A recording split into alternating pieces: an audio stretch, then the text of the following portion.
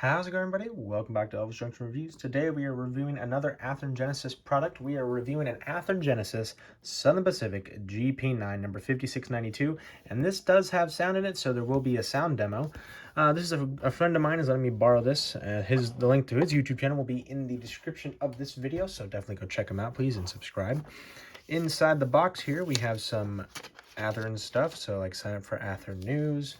We have a Genesis locomotive, limited warranty here. So you basically model item number here, description, date of purchase, and you send this part in, and they will, it'll be under warranty if it breaks. We have some more, I believe this is more warranty information. Does that say copyright 2016 Horizon Hobby? So I believe this is from 2016. We have more stuff about the warranty here. We have two exploded diagrams here. This is all the different shells that have been made of the GP9. There are many variations of the GP9 and GP7, as it shows right here. So, the fact of the matter is the GP7 and the GP9 look very, very similar. Here is the actual exploded diagram of the locomotive. As you can see, there's a lot of parts on this thing.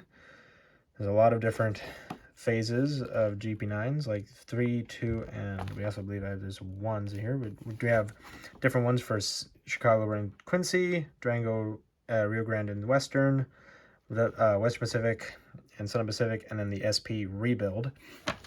But anyway, we're going to move all that. We have this foam sheet. Here's our locomotive inside the packaging. It says, "This is a delicate model. We recommend opening the package by settling it on a tabletop." Yes, we do. And here is the clam shell and some foam. That's not actually foam. These are actually these are actual foam, little plastic bits. Stick them in there. Here is our sheet. Oh god, it's kind of dirty in there. Oh well. Here's our locomotive inside the clamshell. Slide the clamshell off. Slide that. Take this piece of foam off. Open up, and there is our GP9. Let's pull it off, and there. All right, let's get this off to the off to the side, and let's get into some history starting now. Alrighty, so the EMD GP9 is a 4-axle diesel-electric locomotive built by Electromotive Division between 1954 and 1959. Now, the GP9 was the successor to the GP7, and they really don't look all that different. The only major difference between the GP7 and the GP9 was more horsepower. The GP7 had roughly 1,500 horsepower, whereas the GP9 had 1,750 horsepower. Now, our unit here, number 5692, was built for the Southern Pacific in April of 1956 in what is known as the Black Widow paint scheme, and it is one of the iconic Southern Pacific paint schemes along with the Daylight and the Bloody Nose Scarlet and Gray. Now, I don't really know what happened to this locomotive. It's probably been scrapped. If anybody could please let me know what happened to this locomotive, I would greatly appreciate it. But anyway, let's get into some details, starting with the front. Alrighty, so we're currently looking at the front of the locomotive, and I do apologize for the shadow. It is a gloomy day, and I have all my lights set up, but unfortunately that shadow just will not go away. But anyway, so we're starting at the top, as we always do. Anyway, up here we have a little grab iron. Right next to the grab iron is what I believe this is the Mars light, which is an emergency red light. Down here we have some, I believe these are class lights right here on either side of the locomotive. It says SP right here above the number boards. We have our two number boards that do light up, number 5692. Here is our gyro light. Now these are unique. There were some railroads that did use them. Most railroads did not. And the thing about these is that they rotated, so they could either rotate in the circle or in a figure of 8. I do not remember which direction this would flash in, but it does move when the locomotive is in motion, or there is a flashing feature when the locomotive is in motion and going this way.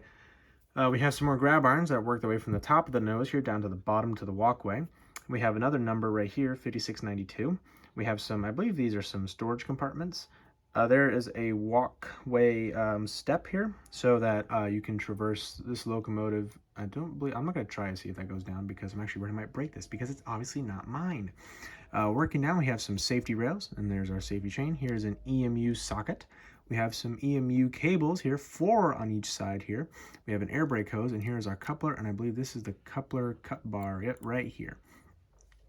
Okay, and you can just see the cab just right behind it. You can see a, if I try to get it here, hold on.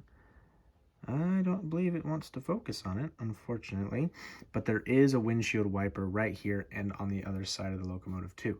And there are sunshades, but they are closed. They are up against the side of the locomotive. All right, so let's get to the rear. Alrighty, so we're currently looking at the rear of the locomotive, and as you can see, it doesn't really look that any different to the front of the locomotive. The great thing about the GP7 and the GP9 was that they were designed to run in both directions, because as you can see, we have Mars light and a gyro light and just a headlight there too. These locomotives could be operated in any direction. These were designed for being used on the main line or in local switching service. So basically this was to reduce the need of having to turn the locomotive around and just waste time. But anyway, we have another grab iron right up here. We have two class lights, SP, right above the number boards here. And these, I'm pretty sure these number boards also do light up. Here's our Mars light, our gyro lights, and our rear headlight. We have more storage compartments. Another grab iron right there. Grab irons that lead all the way down to the walkway. Here's that stepway. We have our safety rails and our safety chain. You can see there's a few glue marks here, but that is from this locomotive having maintenance done on it. We have our EMU socket. Here is our coupler cut bar right here. We have our coupler. We have our 4 EMU hoses on either side of the plow here, our air brake hose, and our coupler. Okay, let's look at the side. Alrighty, so we're looking at the side of the locomotive on the conductor's side. And as you can see, immediately you can see it says radio equipped. Now what that means is that this locomotive had a radio. In the 50s, they were starting to actually experiment with dispatchers and calling locomotives through radios. So that's what this means. Radio equipped means that they could talk to the engineer and the conductor while there was a man sitting at some kind of switchboard tracking this locomotive as it was on the main line. Down here we can see a big F for that, meaning this is the front of the locomotive. Right here it says hopper water, which I'm not exactly sure what that means. If I'm correct, this is an EMD serial number plate right here for the locomotive. We have 5692 right below the cab windows. And here's that sunshade. It is pushed down. Right here is our horn, and you can see some, actually you cannot, it's broken off, I believe. But right there you can see some holes. These are for chains to lift the locomotive up into the air to service it. Here is our fuel tank. It's a little small. These locomotives were designed for the road and also switching, as I said earlier. Here is our dynamic brake fan area. We have some radiator fans. We have 4 on each side of the radiator. You can't see them. I will show you in a little bit. There are 2 exhaust ports right here. We have a lovely Southern Pacific on the side of the locomotive. And here are our air tank reservoirs, and I believe this is the emergency shutoff valve for the locomotive fuel storage. Here is our truck detail. As you can see, there are some sand hoses right here. There's 4, 2 on either side. Here is the, I believe this right here is the spring of the axle, or just of the truck. So as it goes down, I believe these will flex down as well. It's pretty much the same on the engineer's side. The only difference, actually there is really no difference. You can service these locomotives on either side if you want.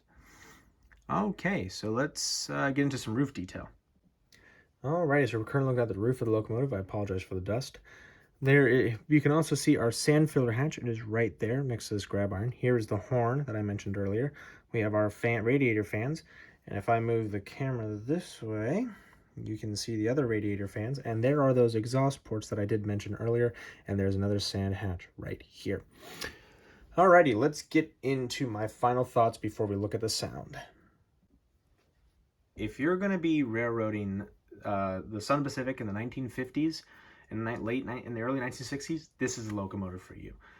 Because it's perfect. It's the classic Southern Pacific Black Widow scheme. It is iconic. And this locomotive, it just looks great. It has amazing detail, especially for a 2016 model, and it just looks great regardless. And what you're about to hear from the sound demonstration, it still sounds pretty good after several years. All right, let's get into that sound demo.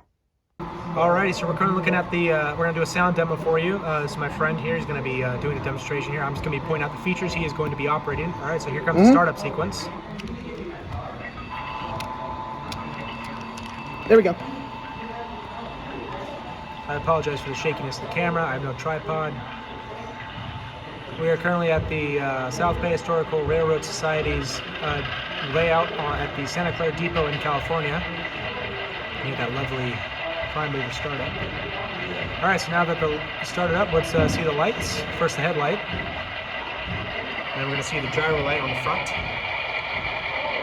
As you can see, it's kind of flashing. Anyway, let's hear the horn. And the bell. Alright, let's see it go backwards a little bit. I'm going to actually kind of follow it here.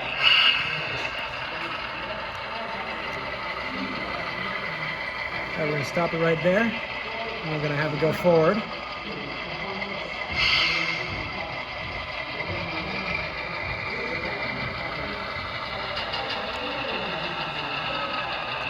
And there we go. That is the GP9. So I hope you guys enjoyed this video. Please like and subscribe if you haven't. And hit the notification bell to know when I upload in the future. I upload on Mondays and Fridays at 9 a.m. Pacific Standard Time. So definitely be there to see what comes next. But anyway, thank you very much for watching. And I'll see you guys in the next video. Bye for now.